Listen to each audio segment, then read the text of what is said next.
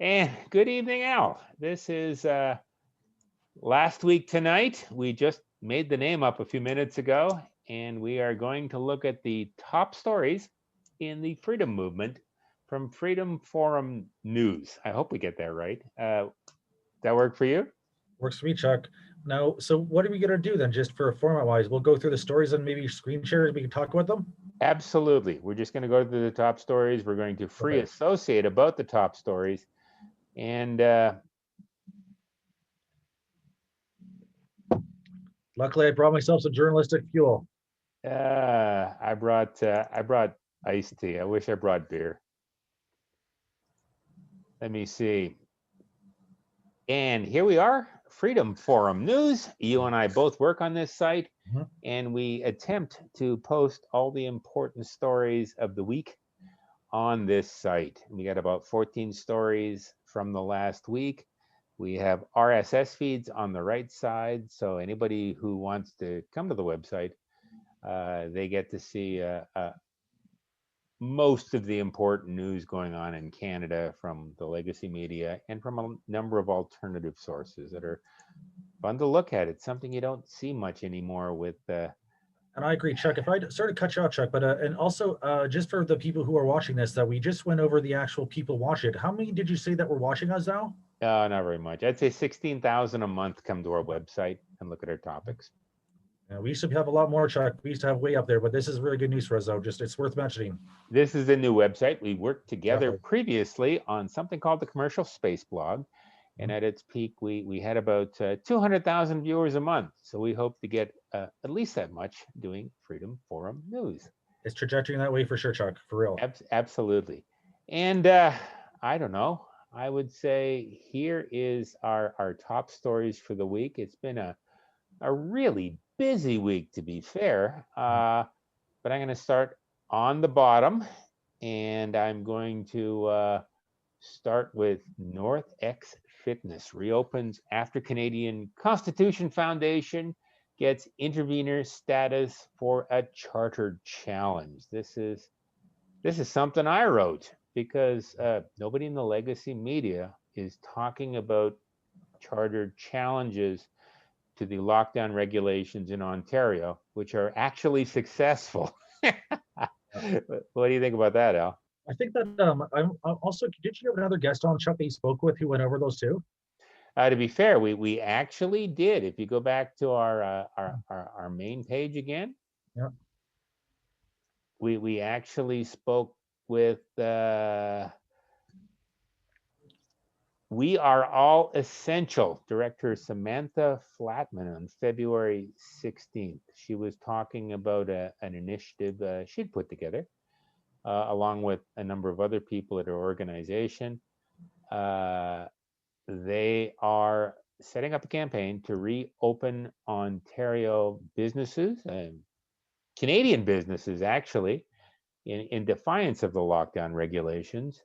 But because small businesses, medium businesses, they have to function. They have to make a living. It's no fair that all the money goes to the 1%, or all the money goes to Walmart, or all the money goes to all the big box stores. I really liked her too. She was very easy to get along with, easy to listen to. I thought she was a great interview, Chuck. She was a good interview. She was very knowledgeable. She was very skilled. We talked about some of the things her organization may have done to light a fire under the Ontario government, at the very least. This Essential had been building for about 2 or 3 weeks before February 11th. And I think it was on February 8th or 9th, the Ford government allowed all businesses to reopen at a reduced capacity. So even if nothing else happens, I think this organization can take credit for allowing a lot of small businesses to reopen, even if only at reduced capacity. Hey, Chuck, while we're on topic here, what did you think of the reduced capacity of opening then? I thought it was really dumb. Big box stores still get to open at 50% capacity. If you have 2, 3, 4 employees, if you're a corner store, you're only allowed to open at 25% capacity. I think that is manifestly unfair. If you're a restaurant, it's hopeless. Yeah, absolutely. I mean, if you are McDonald's, you can open at 50% capacity. Yeah, But well, if you are the best restaurant in the city with a local chef, don't they forget, might Chuck, be. McDonald's though isn't a normal restaurant. They have a drive-through, right? Yeah. That's the point. That these drive-through restaurants are cleaning up. Yeah, the drive-through restaurants are. And again, the chains are cleaning up. They're better adopted to take advantage of the government regulations Have designed to you have, protect us. have you ever seen a mom and pop drive-through restaurant, Chuck? No, not once. Yeah, of course. That's why it costs $1 million to open one of them, but you also make $1 million when you buy one. Yeah, no, I agree with that 100%. But the one I was thinking you were going to talk about there, wasn't there someone who was compiling lists of the lawsuits that were as they were going on? Yes, that's a story we were thinking about posting Okay. tonight. I didn't get around to it. It will Okay. come up tomorrow. Then we Uh, can go on there. Go ahead then. yeah, it's Stand Up Canada's Paula Tucci. She is compiling a list of legal challenges to the lockdown provisions around the world. Last I checked her list, 8 of those legal cases were Canadian. One was in Quebec, one was in Ontario, one was in Alberta, and I'm not sure where the other 4 or 5 came from. But these are successful challenges to the lockdown regulations based on a number of legal precedents, and she's hoping that by pointing out that it is possible to make legal challenges to the lockdown regulations, she's hoping that at some point we will all open up. And She was a good interview too. yeah, She's very knowledgeable. She came across as such. I did an interview with her on the Canada-wide declarations of emergency.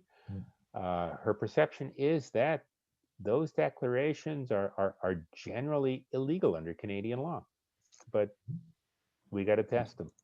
Well, she's right, Yeah. and anyone who understands law knows that. Yep. No, I agree No, 100%. I'm not trying to fight with you about it. I'm supporting her No, aggressively. no, I think that's a good idea. Now, Going back in here, mhm. I keep trying to start from the bottom and work up my way I up. honestly I tried that too, Chuck. It's really awkward a bit. Ew. It moves too quickly for that, and also not quickly enough at the same time. I also note a fairly important piece about protest. There was a small protest in Ottawa on the 14th. I thought it was important, if only contrasting with the, if only to contrast it with the protest in Toronto on the 13th, where it was sort of like a scene from Casablanca, where the gendarmes come out and try and arrest everybody. In Ottawa, they sort of opened their doors on Parliament Hill. Nobody was arrested. Everybody got to speak. Mm. Yeah, I understand that as well. That I think the main difference would be that Parliament Hill isn't Yonge Street, Yeah. longest street in the world, allegedly, Yonge Street, right? Like, there's nothing around Parliament Hill. There really isn't. It's not in the way of anything when they're on Parliament Hill. Yeah, good point. They're not in the way of anybody else. Well, I guess at Queens Park also, there's not really in the way of anything as well at Queens Park, too. If I had to guess, I would say the organizers of the Toronto protest specifically call out the premier, Doug Ford. They specifically call out the mayor of Toronto, John Tory, and they have a tendency to protest in front of John Tory's house, I their think. houses. Yeah, John Yeah. Tory's houses, Doug Ford's house. They make it personal, Mhm. and I think that's why the mayor and the premier don't like the Toronto protesters very much. They took it personally like children, just as one might expect. Absolutely, absolutely. I heard rumors and innuendos, particularly in Tory's building, which is in downtown Toronto. John Tory owns a condominium, and evidently the neighbors are complaining about the people that come to his window to yell about him Oh, those every people are Saturday. very serious in that building. They think they call it the Tower of Power, Yeah, right? that's a pretty fancy location, to be honest. That Oh, is, in wealthy location. yeah, and it's right across the street from Tim Hortons and the Starbucks. So you just know it's a power location. Well, I mean, to be fair, that could be every street corner in Canada, Chuck. Like, Yeah, no, I agree. What else do we got happening this week? The thing that I thought was really important was the story about Toronto businesses being devastated and the story about record job losses due to COVID. Mhm. I think those stories relate. I don't think the record job losses were due to COVID. I think the record job losses were due quite explicitly to the government's legislation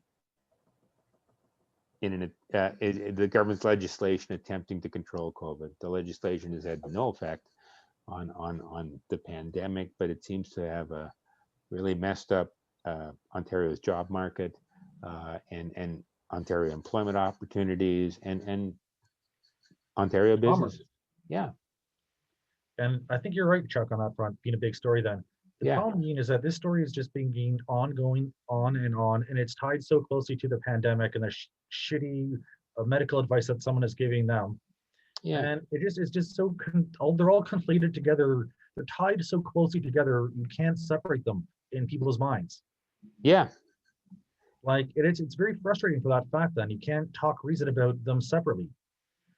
Like, and the same thing with the schooling too. The schooling, no kids are dying, but we're keeping them there to not die to give teachers COVID.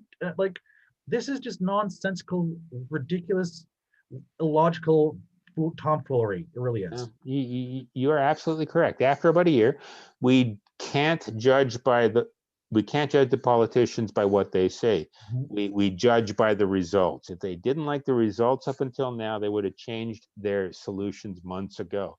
But at this point, it's pretty obvious. The politicians want the job losses, want the small and medium businesses to close down, want to favor the rich people in the big box stores. And I don't know why. Maybe there really is a conspiracy of the 1% to take over the world. No, rich people working together to screw poor people. That's ridiculous, Chuck. Rich people are the good guys, Chuck. Don't you watch the news? Uh, Why would the richest person in the world be also a doctor and a technologist, and he's a bad guy? I talked with my aunt a couple of days back, Mhm. and evidently, Bill Gates went on 60 Minutes and he went on CBC less than a week or so ago to talk about all the wonderful things he wants to do with his ill-gotten billions. His Or growing billions, after he moved away from Microsoft, and his ill-gotten billions are expanding in size and volume since COVID. yeah, and on the radio and on 60 Minutes, according to my aunt, he seemed like a fine, upstanding, slightly goofy guy, slightly autistic, but he seemed to be thinking about all the wonderful things he could do for the world. That must be why he keeps getting sued Yeah, for offensive things that he's doing in places such as India. India really Or, loves him. Yeah, the thing is, they must just not see the commercials that we can see over here. yeah. Like, And what did you tell me today? He's bought a interest in CN Rail at this point. could he? I think I did then. But what I did tell you though is that he is the largest landowner of farmland in America. Yeah, he's buying up everything. Just Yeah. Yeah. because that's what lords and masters do. One way to think of it, Chuck, is that as the dollar collapses, then at least he'll still have a hell of a lot of land when no one else has anything. Yeah, I think so. We'll just have money. We'll But just have not even money, ongoing Chuck. CERB Not even payments. money. Don't forget, not even money so much when the dollar collapses, right? Yeah. And this is a big transition over to something that is not the US dollar any further then. Yeah, I Maybe kind of agree with that. They're blowing up the US dollar, they're blowing up the Canadian dollar because of the incredible deficits that the national governments are building up. That's going to flow off into the provincial governments and the municipalities. And if their credit rating drops down from AA to single A or even lower, they're going to have a lot of their loans called in. They're not going to be able to raise any new monies, and they're going to go from 1 month where everything is okay to a second month where they can't pay for their police, for their firemen, for their education, where everybody's just out on the street unemployed, and bread costs $10 a loaf. but luckily lots of the police will still have guns, etc. Yeah, This is just how civil war started. I don't mean to talk that way so much then, but it puts a dangerous environment though. It really does. When no one yeah, it has does. lots of money and lots of frustration and can't find any help from the government who they're hoping for. Yeah, Yeah, I think that's that's something we seriously got to be concerned over. yeah. And I, and you so go. the story that I was intrigued, most interested in, I got lost in the weeds of it, Chuck, a bit, was the Adam Skelly story. Because Yeah, he's come back after being quiet for a couple of months. yeah, now here's the thing: you won't be happy about the story that I've come up with, as it just is barely related to what we're talking about here. How But so? here's how picture follow this. So I went to the original story for CTV News, Hmm. and it just is a really terrible, like the rest. And so it's a really shitty story. It's poorly written. It really is. And This is the February 20th CTV News Post. Toronto restaurant owner facing charges over vows court action over lockdown measures yeah, there's no as yeah. Yeah. business debates extended shut. Even the title sounds kind of goofy. Go if you would go through it, Chuck, and you'll see that it's like Let me click on it. it has just terrible like, the things he should be mentioning as not sourcing. Like he should be embarrassed for not mentioning that he's not sourcing them to do it. Yeah. Like they're just not this article so much as the CTV one that this is based on. Wow. Yeah, Isn't no, the this is the one. Sorry, CTV? sorry, sorry. Yeah, Pardon it's me. the This is the one. I CTV. apologize. I noticed that I noticed that Skelly had a press conference where he announced that he was suing the Canadian government. I noticed that in the first 4 paragraphs of the story, it oh, he's decided to take up his issues. He's not going to sue the government. He's going to take up his issues in Ontario Superior Court. Was he going to complain about them, break up with them, write a nasty note about them? Evidently, yeah. But And just it goes down a little. You go.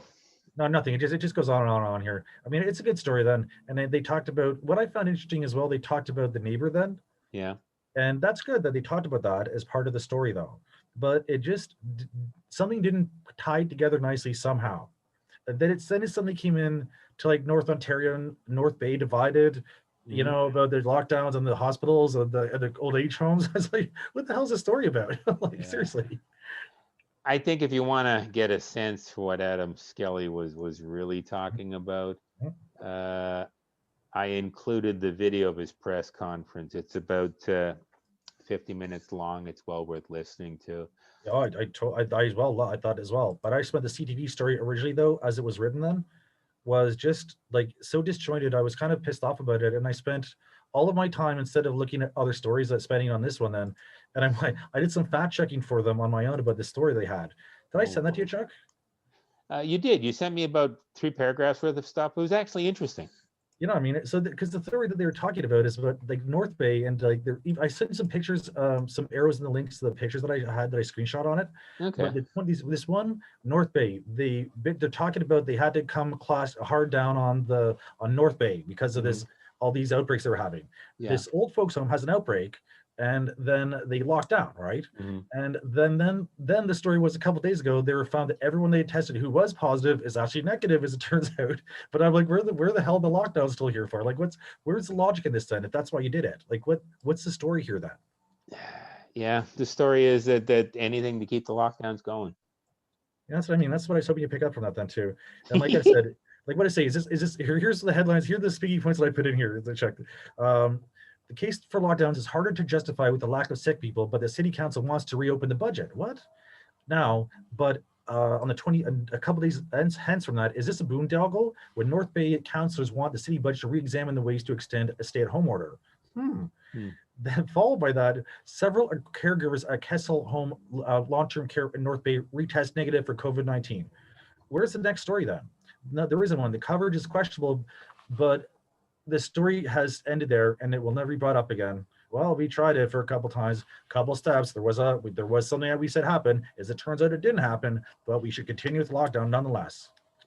Yeah, I do get a lot of that out of it. I think a lot of these stories are written by people who never get out, who never interview actual real people, who never connect the dots, who never actually understand what's going on. But according to that story, Chuck, one man said this, and one other lady said this, and another guy said this, and someone allegedly said the following. There's no one quoting that, Yeah, except the mayor's, who probably was a press release.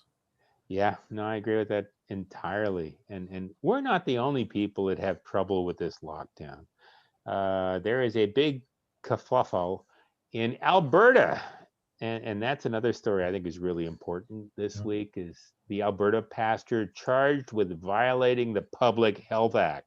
Mhm. He is in custody for refusing to not reopen his church. And there were protests on Saturday in big cities in Alberta. Several people were arrested. It was kind of nice to see people getting arrested out west rather than sending me emails telling me how stupid I am to live in Toronto because the police are really mean here. Well, they could both be true, Chuck. Yeah. But anyway, Yeah. the story is we talked about this. You get a background in law, so we talked about this. James Coates, pastor of the Grace Life Church, he turned himself in after deciding he could not comply with his release conditions Mhm. because he would go back and he'd start preaching again and he'd open his church and he'd do what ministers were supposed to do. So the police decided not to release him. And I think that what you mentioned in your last article, or when we were discussing the last article, it's reflected here as well. Alberta pastor charged with violating Public Health Act, still in custody for refusing conditions. I don't think that explains the moral stance he's absolutely taking. Yeah. Some guys in jail. Yeah. It's for dinner. Like, I agree. That's pretty. I agree with that too. Do you feel it's just intentionally like that? Because as you're aware as an editor, Chuck, don't sort of just put the spotlight on you then. But as people, anyone who's never written for a publication and had an editor like Chuck, I put in some terrible garbage to him, and it comes out spotless and clean sometimes. And it sometimes it comes out not the way I want to look, but it always looks presentable. Now, how much of this has been whitewashed by whoever the editors are? Do you feel like that, or are the journalists that terrible? I would argue one that the journalists are terrible because they don't get out. Nobody's interviewed this minister. Hmm. Nobody's interviewed Except James for the Coates. police. Yeah, the police have interviewed him. Yeah. I would also argue that the editor has an agenda. He gets a surprising amount of money from the federal and the provincial government Well, these days wow. under a variety of government programs. So he's got an agenda. At the very least, he's got to give the federal government, the provincial government, the benefit of the doubt in stories like this. So he's going to fuzz the issue a little bit, and then the journalists themselves. I don't know. Maybe they're just stupid. Maybe they don't pay them enough for them to do good work. Maybe it's hard to get a story at 4 o'clock and have it copy ready by 6. That's just bullshit, Chuck. Honestly, like you need to do this all the time. Yeah. It just it sucks. It's a pain in the ass, but it's not truly impossible to do. Like if you're going to have a major publication, then in particular, you'd think you'd have the resources to pull it off. Uh, I would agree. At some point, there's a certain amount of intentional fuzzing going on here. The newspapers don't want to talk about any important issues. They don't want to talk about anything that resonates with the Canadian public. Mhm. They don't want to offend their paymasters. It's stories like this that encourage publications like us to start up and to provide the real story. Yeah, because people are sick of this garbage though, and it's been going on for so long now that people are getting, even people who are on the bad guy side are sick of it. Yeah. You know, even people who are supporting it are still sick of it. Even the ones getting rich Yeah. from taking advantage of the poor are still sick of it. Yeah, which brings us to our last big story this week. Kellyanne Wolf is arrested again. She is an advocate for the freedom movement in Canada. This is her third arrest. She wasn't even arrested while protesting. She was arrested while going home. Her car was parked in a police gas bar, and the police just came out and they arrested her. And she's obviously been traveling too, Chuck. I could tell by her hair. Yeah, she's got a new hairdo these days. She didn't have before. We're very lucky. An independent photojournalist named Oleg Himelitz He recorded portions of the event. His video is actually good. We got it first. We pushed it out to a wider audience. We were very lucky. And I find it, what's interesting about that is he was right there, right? And the Yeah. people that we were talking to about that, the coincidence of that is they said, well, he is Ukrainian or Eastern European, something like that. He said he could see immediately what was going down as soon as it started getting shitty, right when he was on scene. He's like, I've seen this before, kind of thing, because he's actually from there. Yeah. I like his work. He's a very talented, a very good guy.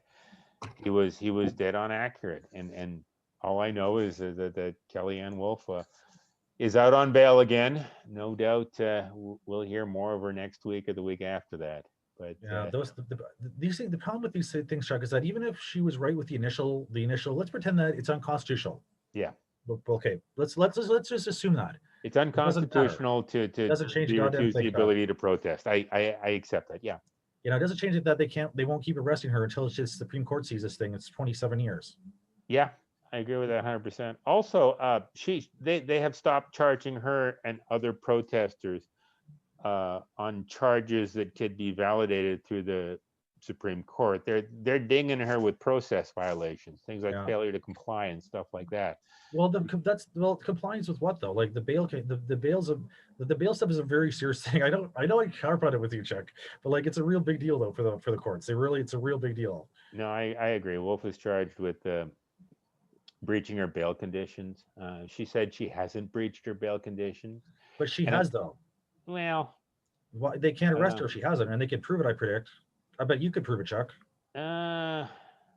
I was there on the No, protest. I don't think she overstepped her boundaries. maybe, but you know what I'm saying. You know what I mean, though. They don't need to arrest her where she's. They don't need to arrest someone who's committing a murder to charge them with murder. What they need to do is investigate it and find out if that's a case that could make, and then they arrest her, right? No, I agree. And if they can make their case, and I think this is for a court to decide, but if they can make their case, Wolf goes to jail, whether or not the Charter of Rights and Freedoms decides that protests are legal. I didn't see the Supreme Court on site. You know, Yeah, no, I agree. the problem is this. The problem with the system is still adversarial in many ways. Then that we Yeah. have to fight through the rest of the layers of government to get to the charter to defend us from the government. Yes, I agree 100%. And she's been clawing there up and down. It'll take a long time, but I truly feel as if I really hope things work out about the court stuff. I really do, because it could be a big deal in a few years. Yeah, me too. It'll take it forever to get to court, I Yeah. think. I think the provincial government and the city government in particular are hoping this takes at least another year to make its way through the court system. But what do you think, Chuck? Do you think that's what they're looking for? Because the truth is, if they're sick of people going to their place to bitch and moan and put and burn houses down, Yeah. because I know I hate to talk that way, but people should. I feel as if it's realistic to think that people get more and more frustrated and become more and more extreme in their views, resulting in extreme actions and make them susceptible to buying into insane views. Yeah, maybe. People get Once more and the more frustrated and believe crazier and crazier things over time. and once the money runs out, and Yeah. you have nothing but crazy and a desire to feed your children and no jobs around, I mean, this is what happens all over the place. I mean, Haiti, for example, is 100% what happened. Yeah. No, I agree. What's happening in this final story relates directly to the earlier stories we talked about unemployment and about no jobs. Canada is essentially turning into a far less livable society. I agree, Chuck. It's turning into like some banana republic where the decisions are being made by who's making these goddamn decisions now? Yeah. About what? Like people who are doctors, allegedly, like Theresa Tam. Like, I don't know. Who's in charge now? It's so dispersed, the charge. Who's in charge that no one could be held at fault? It's like Brazil, the old Terry I've seen Gilliam the same movie thing. where nobody was really in charge, but everybody had to fill out the paperwork. Mhm. I agree. It's something we really got to be concerned about. Well, Chuck, listen, if we are concerned, but being concerned is, of course we should be concerned. Like, that's a no-brainer. No, I agree. I'm going to suggest that unless you have anything more to say, we are finished up. Is that a fair thing? I'd say 100%, Chuck. I mean, I feel as if for the inaugural episode, I think it went fairly well, and I'm not shocked either. Then, so I couldn't imagine it will get anything but better each time. I'm serious about that too. I think so too. Two quick process things. Freedom Forum has exclusive rights to distribute, at least until we distribute, the one-on-one with Doug Force interviews with major members of the freedom movement in Canada. One-on-one with Doug Force and Cullen McDonald came out on Friday. One-on-one with Doug Force and Kevin J. Johnson is coming out tomorrow. And sometime over the next 2 or 3 weeks, Doug Force is even going to interview me. Here's hoping I'm photogenic. Man, he's really gone downhill, that Doug Force. Yeah, I know. He'll take anybody. That's good, Chuck. Sorry, just didn't mean to poke fun at you, Chuck. Just kidding. That's okay. We are Chuck Black and Alan Calder, and we are with Freedom Forum News. And today was our very first last week today. Yeah,